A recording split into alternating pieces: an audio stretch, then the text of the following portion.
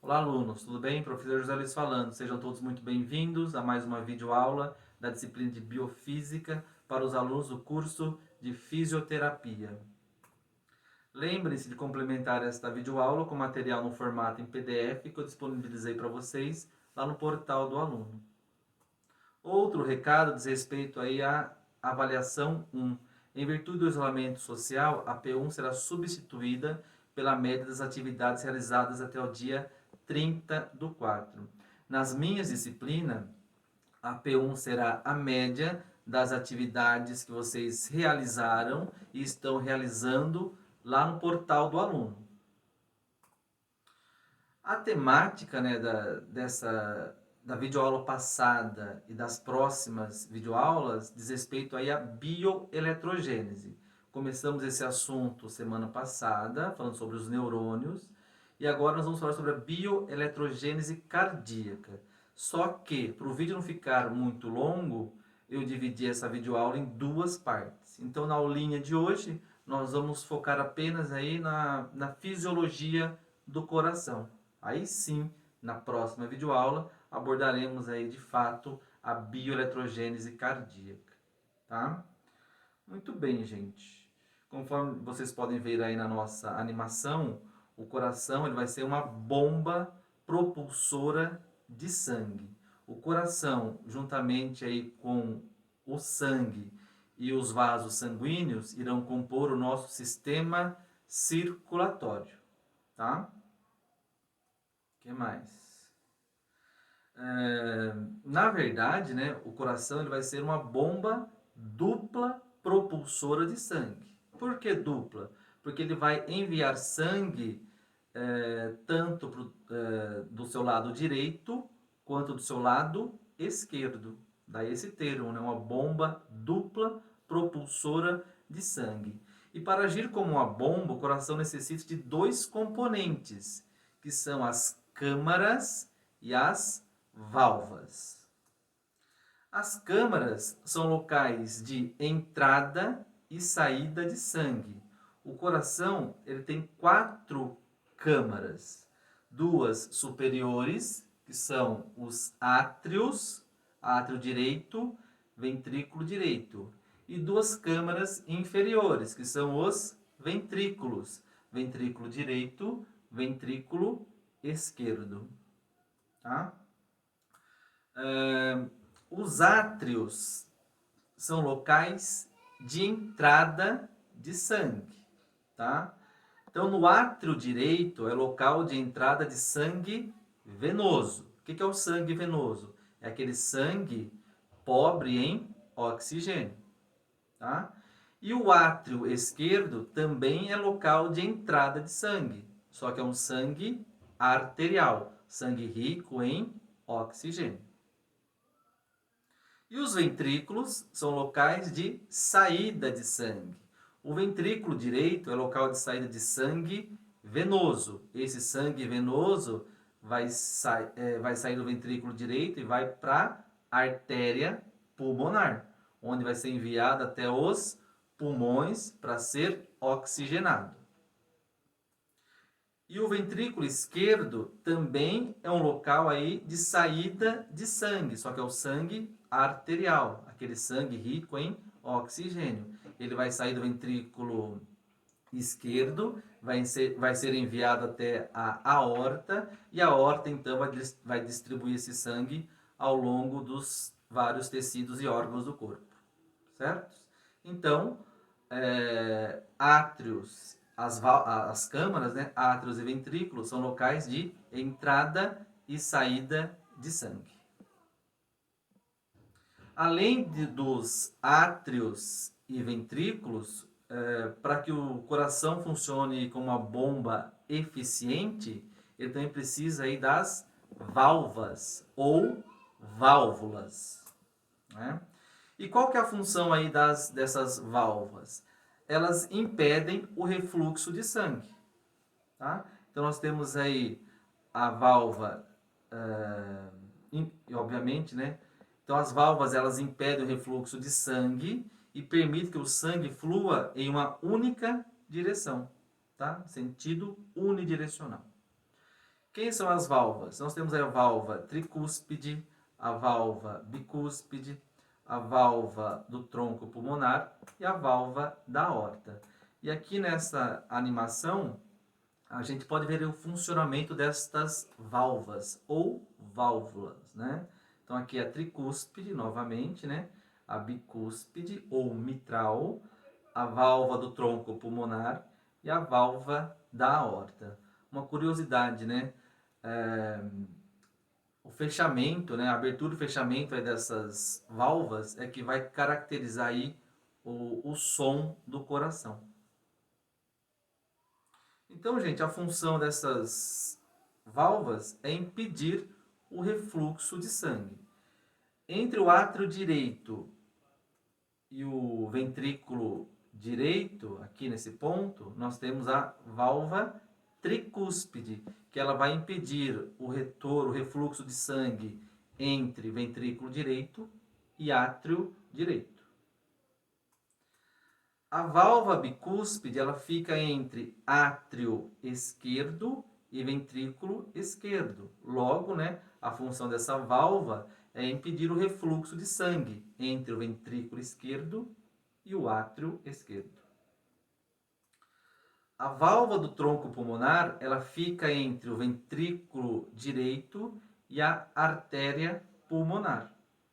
Obviamente, essa válvula tem a função de impedir o refluxo entre a artéria pulmonar e o ventrículo direito. E a válvula da aorta, que fica entre o ventrículo esquerdo e a aorta. E a função dessa válvula é impedir o refluxo de sangue entre a aorta e o ventrículo esquerdo. Tá? Então, de maneira resumida, a função das válvulas é impedir o refluxo de sangue. Tá? Aqui já falamos, né? Só mostra o funcionamento das válvulas. E além das câmaras, das válvulas, o coração ele tem também vasos, chamados aí de grandes vasos, na sua base. Esses vasos, obviamente, são veias e artérias. Antes da gente descrever quais são esses vasos, vamos primeiro à definição aí de veias e artérias, né? Então, as veias, função das veias, transportam sangue para dentro do coração, tá? Então, função das veias é transportar sangue para dentro do coração. Artérias têm uma função contrária, transportam sangue para fora do coração, tá? E os grandes vasos do coração incluem a aorta, a artéria pulmonar, as veias cavas superior e inferior e as veias pulmonares, tá? Eu deixei esse esquema para vocês, mas aqui dá para a gente ver melhor, ó. Então nós temos aí as veias cavas, inferior e superior, tá? Não importa. Qual que é a função de uma veia? Transportar sangue para dentro do coração. E outro detalhe, as veias, elas desembocam, né, o seu sangue nos átrios. Lembram? Átrio, local de entrada de sangue. Então, as veias transportam sangue ao coração e o coração vai receber... as veias transportam sangue até o coração. Em que local do coração? Lá nos átrios. E as veias cavas, inferior e superior, então vão transportar o seu sangue no átrio direito. Aí nós temos aqui a artéria pulmonar, né? Ela sai do ventrículo direito e artéria, né? Qual que é a função da artéria? Transportar sangue para fora do coração. Então a artéria pulmonar, ela vai transportar o sangue do coração até os pulmões. Pulmão direito, pulmão esquerdo. Tá? E o sangue transportado aí pela artéria pulmonar é um sangue venoso, sangue pobre em oxigênio. Por isso que ele é enviado até os pulmões para sofrer o processo de hematose, né, de oxigenação. Depois que o sangue é oxigenado, ele retorna novamente ao coração, só que desta vez através das veias pulmonares. De novo, as veias transportam sangue para dentro do coração. As veias pulmonares também vão desembocar, né, vão transportar o sangue, só que é um sangue arterial, também no coração. Em que local? No átrio esquerdo. Tá? Então, quando o sangue chega, quando o sangue, o sangue que vem dos pulmões já é um sangue arterial, rico em oxigênio, ele desemboca no átrio esquerdo, do átrio esquerdo vai para o ventrículo esquerdo, e do ventrículo esquerdo ele vai ser enviado para as demais partes do corpo através da aorta. Tá? Então esses são os grandes vasos aí que vão compor o coração. Certo? Muito bem. Então, o que nós temos aqui? Então, as veias cavas, né? As veias cavas, só para complementar o assunto. As veias cavas transportam sangue venoso de todo o corpo para dentro do coração, né? Lá no átrio direito. E as veias pulmonares transportam sangue arterial, lá dos pulmões, para dentro do coração, né? Desembocam lá no átrio esquerdo. Né? Aqui está as veias cavas, né? E aqui as veias pulmonares. Então, de novo, veias transportam sangue para dentro do coração. E as artérias, né, que tem a função oposta de transportar sangue para fora do coração. As artérias pulmonares vão transportar sangue venoso do coração para os pulmões. Pulmão direito, pulmão esquerdo. Tá? E a aorta também transporta sangue arterial vindo lá do ventrículo esquerdo. Tá? Então a aorta também transporta sangue para fora do coração. E aqui nós temos, né, as artérias pulmonares e a aorta. Então, função de artérias, transportar sangue para fora do coração. E nesse sentido, então, nós temos aí o próprio termo, né, que é a circulação, que nada mais é do que o movimento do sangue venoso e arterial dentro dos vasos sanguíneos, que vai ser impulsionado pelo coração. Tá? A circulação ela é dividida em duas. Nós temos a circulação pulmonar e a circulação sistêmica. E eu coloquei um esquema bem didático para vocês, vou mostrar aqui também. A circulação pulmonar, então ela vai ocorrer de qual lado do coração? Do lado direito. Tá? E a função dessa circulação pulmonar é converter sangue venoso em sangue arterial, sangue oxigenado. Qual que é o trajeto aí da circulação pulmonar? Então começa com as veias cavas, superior, inferior, que desembocam sangue lá no átrio direito. O sangue, depois do átrio direito, vai para o ventrículo direito. Do ventrículo direito, o sangue sai do coração através da artéria pulmonar, que se divide em duas, artéria pulmonar direita e esquerda. Finalmente, levando esse sangue venoso até os pulmões. Tá?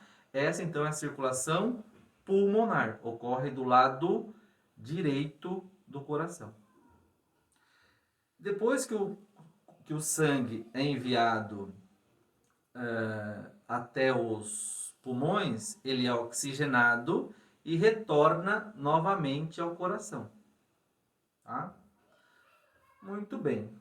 Então, o lado direito é a circulação pulmonar. E do lado esquerdo, nós temos a circulação sistêmica. E a função da circulação sistêmica, obviamente, é transportar aí sangue oxigenado para as demais partes do corpo. Quais são aí qual é o trajeto envolvido na circulação sistêmica? Então, muito bem, vamos lá então. O sangue foi enviado até os pulmões para ser oxigenado, né, lá na circulação pulmonar.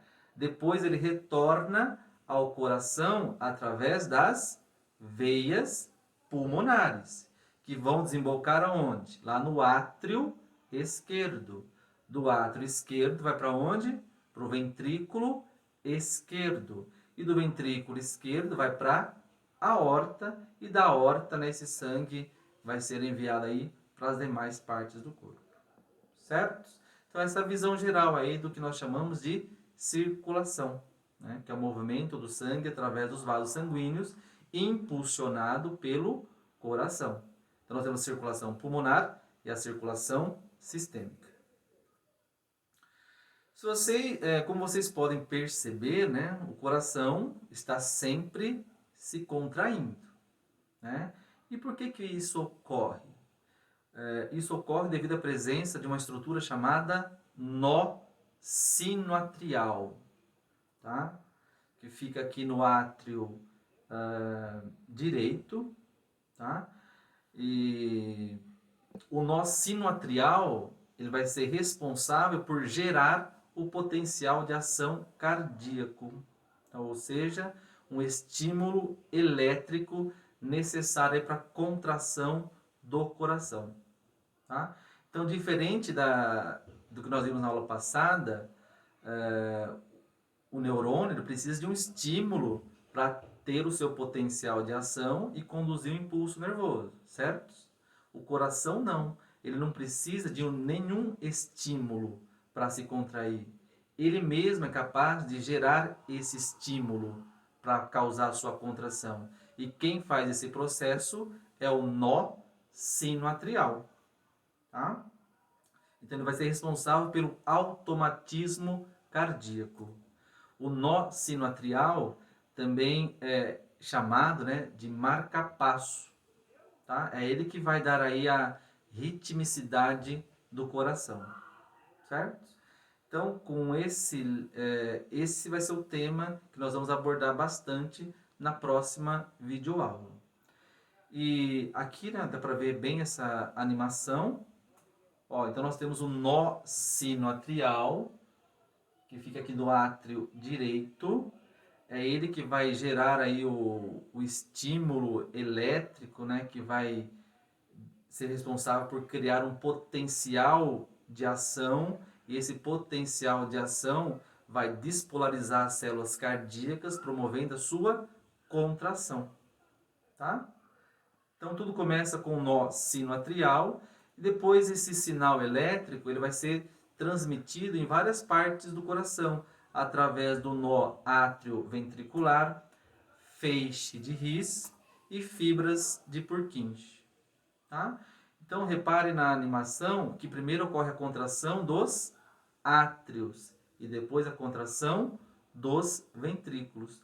Tudo de forma rítmica, tá? Graças à presença aí do nó sinoatrial, que nós vamos abordar esses eventos em maiores detalhes na próxima videoaula, certo? Então por isso que eu dividi essa aula. Se fosse falar tudo de uma vez, o vídeo ia ficar muito longo, ia ser muito cansativo para vocês, certos? Muito bem, gente. Então, agora eu gostaria que vocês se dirigissem lá no portal do aluno. Tem umas questões lá em atividades online, por favor, façam. Até mais, boa Páscoa, boa noite.